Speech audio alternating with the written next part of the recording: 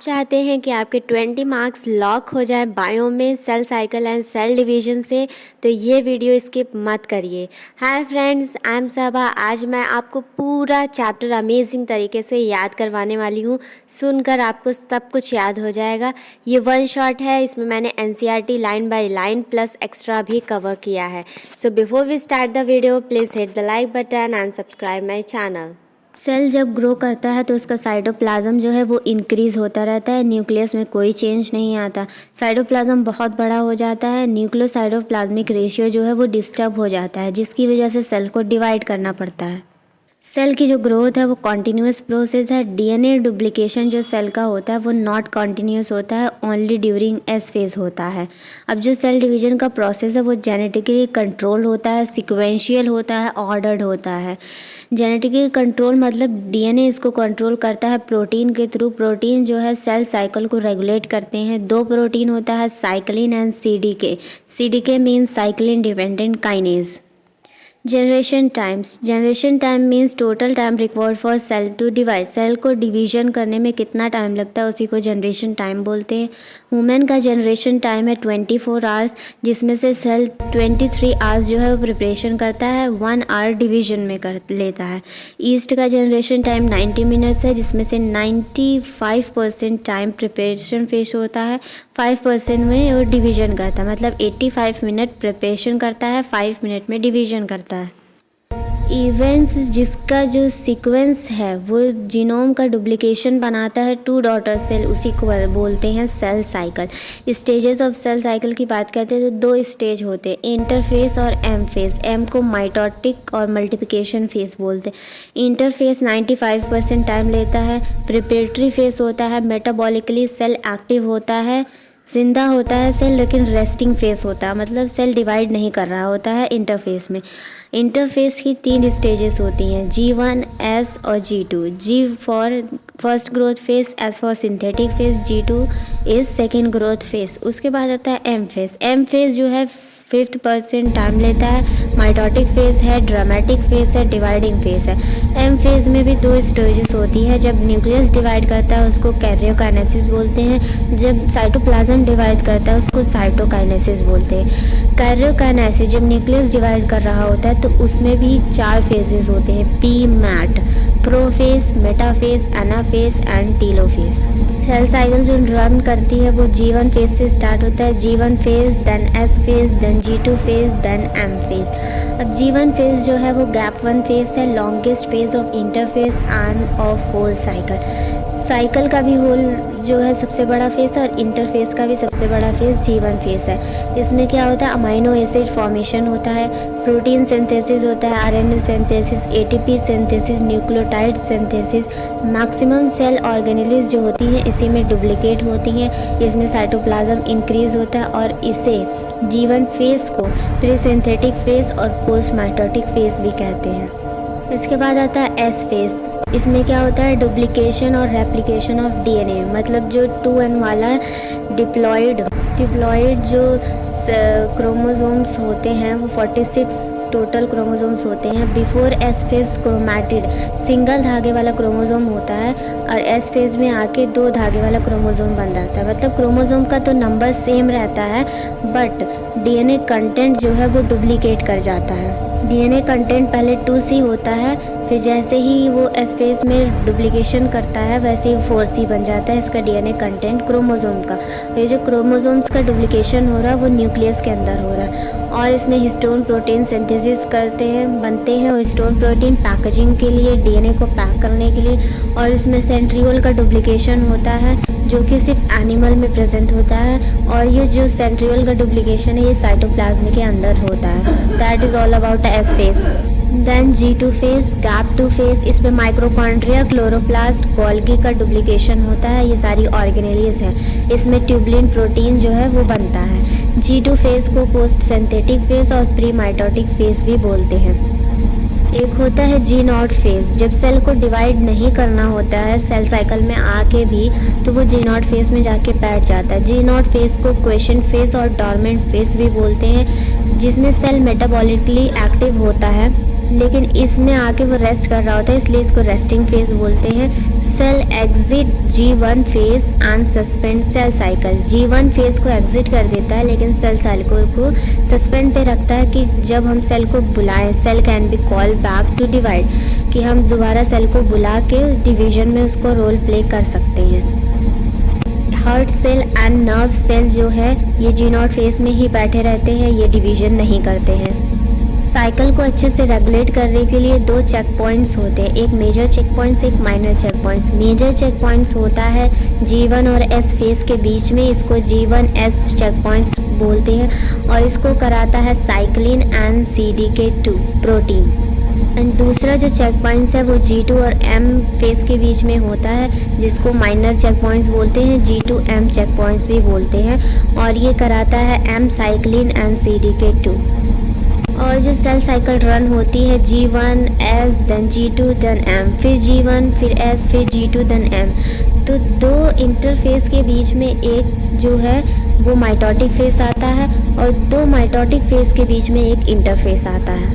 Types of cell division. Cell division दो type की होती है, एक माइटोसिस होती है, एक मियोसिस होती है। माइटोसिस जो कि इक्वेशनल डिवीजन होती है, सारे सेल्स जो माइटोसिस डिवीजन ही कर रहे होते हैं। मतलब 2n वाला जो डिप्लॉइड सेल होता है 46 क्रोमोसोम वाला, वो अपने जैसे दो डॉटर सेल बनाता है जिनका प्लॉइडी लेवल और DNA कंटेंट सेम होता है, 2n = 46।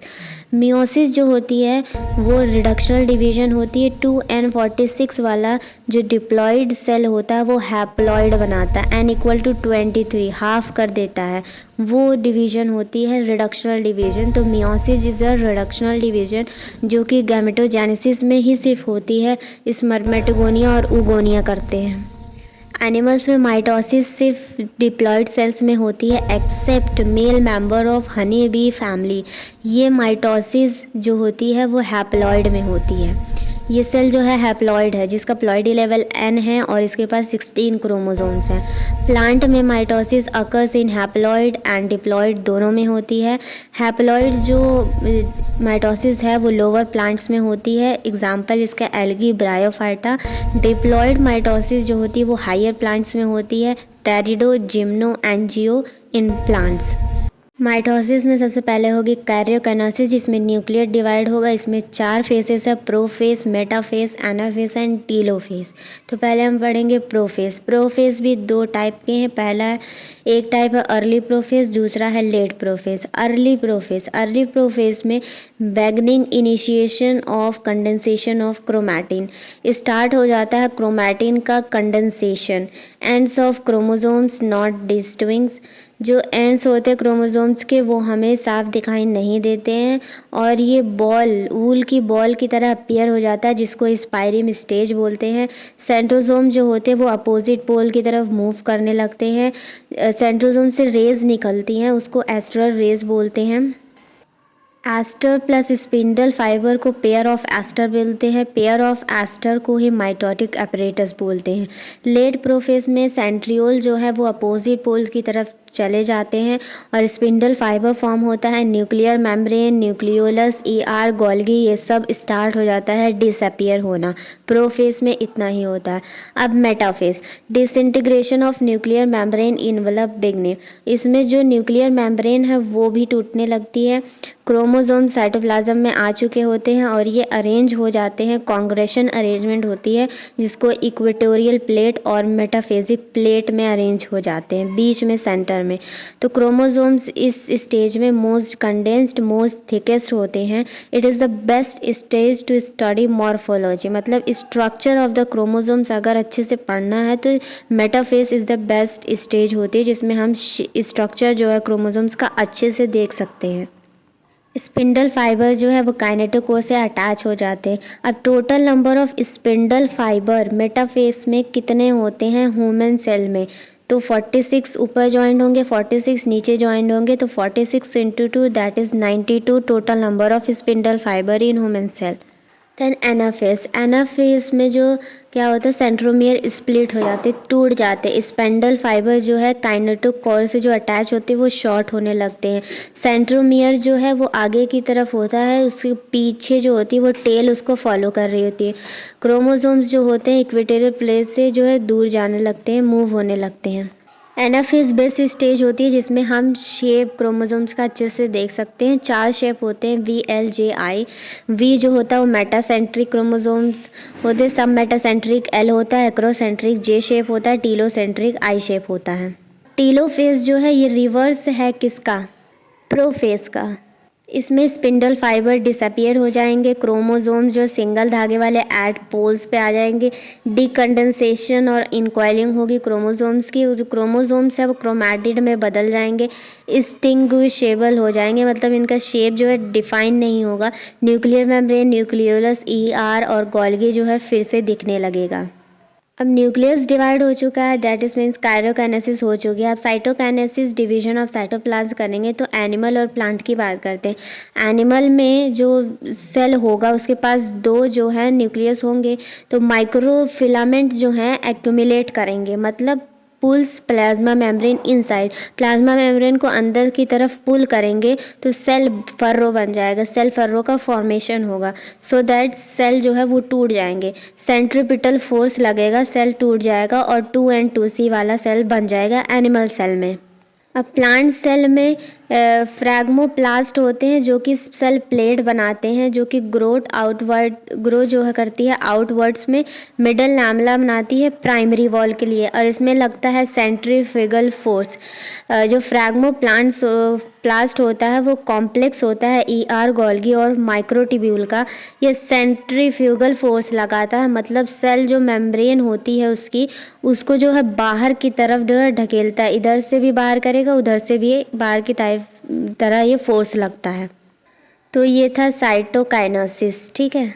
अगर साइटोकाइनेसिस नहीं हो गया, फेलियर ऑफ साइटोकाइनेसिस, तो मल्टी न्यूक्लिएटेड जो है वो आ जाती है कंडीशन सेल की, मतलब बाई न्यूक्लिएटेड जिसके पास 2 न्यूक्लियस होता है।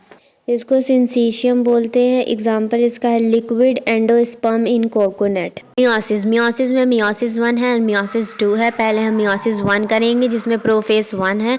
जो सेल है उसका प्लॉइडी लेवल है 2n4c वाला सेल है। अब प्रोफेज 1 में लैप्टोटीन, जाइगोटीन, पैकेटीन, डिप्लोटीन, डायाकिनेसिस, ये 5 टाइप्स हैं। इसे हम निमोनिक से याद कर सकते हैं। लाल ज़रा पढ़ लो डी से डॉक्टर बनने के लिए।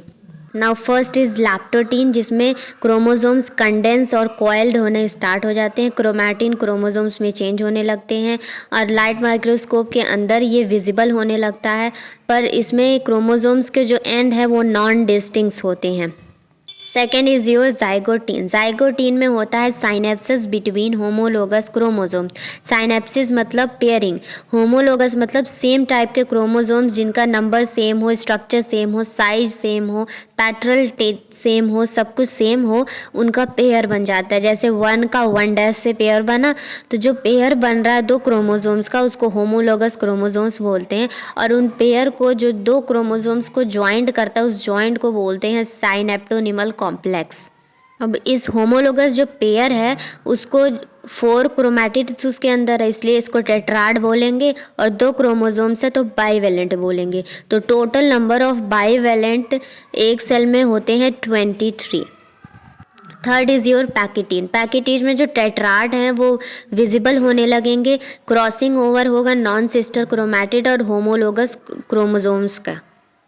जो ये क्रॉसिंग ओवर की जो साइट है वो एंजाइम है, एंजाइम रिकॉम्बिनेज है जो कि बनाता है recombination nodule.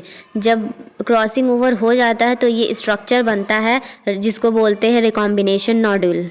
Fourth is your diplotene. Diplotene में क्रॉसिंग ओवर जो पहले हो रहा था वो कंप्लीट हो चुका है, और इसमें डिसोल्यूशन ऑफ साइनेप्टोनिमल कॉम्प्लेक्स, जो ज्वाइंट साइनेप्टोनिमल कॉम्प्लेक्स जो 2 क्रोमोसोम्स को ज्वाइन करता है वो इसमें गायब हो जाएगा, सिर्फ एक्सरसाइज स्ट्रक्चर बनेगा जिसको बोलते हैं chiasmata. This is a joint of attachment of homologous chromosomes. ये जॉइंट है, अटैचमेंट है होमोलोगस क्रोमोसोम का, जिसको कियासमेटा बोलते हैं। अब कुछ सेल जो है वो यहीं पे आके डिवीजन आकर रोक देते हैं, तो ये जो है स्टेज, इसलिए इसको बोलते हैं प्रोलॉन्ग डिप्लोटीन बोलते हैं या फिर डिक्टियोटीन बोलते हैं।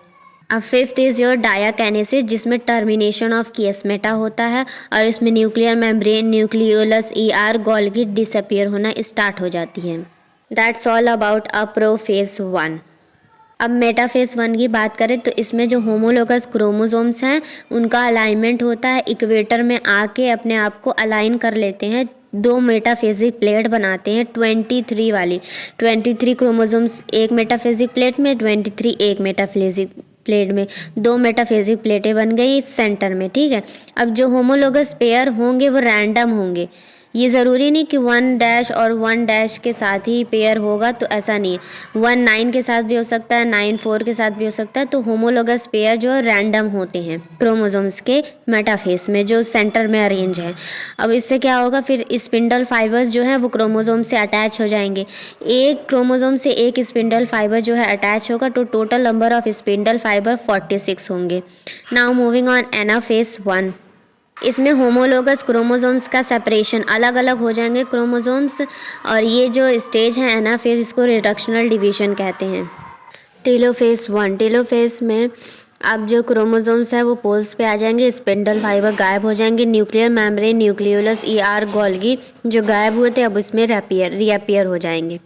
अब साइटोप्लाज्म डिवाइड होगा, मतलब साइटोकाइनेसिस होगा। तो जो 2n4C वाला सेल था अब n2C वाले दो डॉटर सेल बन चुके हैं। अब n2C वाला जो सेल हमारे पास आया, अब इसी एक सेल को उठा के मियोसिस 2 कराएंगे। Meiosis 2 is just like mitosis. इसमें प्रोफेज 2 में होगा, जो यूनिवैलेंट क्रोमोसोम्स है वो कंडेंस होना स्टार्ट हो जाएंगे, nuclear membrane, nucleolus, Golgi disappear होना स्टार्ट हो जाएंगे। मेटाफेज 2 में ये मेटाफेजिक प्लेट में अरेंज हो जाएंगे, स्पिंडल फाइबर्स ज्वाइंट हो जाएंगे। एनाफेज 2 में सेंट्रोमियर स्प्लिट हो जाएगा, क्रोमैटिड जो है वो अपोजिट पोल्स पे चले जाएंगे। देन टेलोफेज में सेम वही प्रोफेज का उल्टा हो जाएगा, जो क्रोमोसोम्स थे वो सेंटर में आ जाएंगे, जो स्पिंडल फाइबर है वो गायब हो जाएगा, न्यूक्लियर मेम्ब्रेन सब कुछ वापस आ जाएगा। देन साइटोकाइनेसिस इसकी हो जाएगी, तो n2C से सेल जो है nc बना लेगा। तो that is all about a meiosis. Hope आपको सुन के बहुत अच्छे से याद हो चुका होगा। एंड कमेंट में ज़रूर बताइएगा कि आपने कौन सा ऐसा नया पॉइंट सीखा। अगर आपको कुछ भी लगता है कि आपने मिस किया तो प्लीज़ वीडियो को दोबारा ज़रूर देखें एंड सब्सक्राइब करें मेरे चैनल को, अपने दोस्तों को शेयर करें, मेरी मेहनत को सपोर्ट करें। Thank for watching my video. में बताइए कि आपको नेक्स्ट चैप्टर कौन सा चाहिए।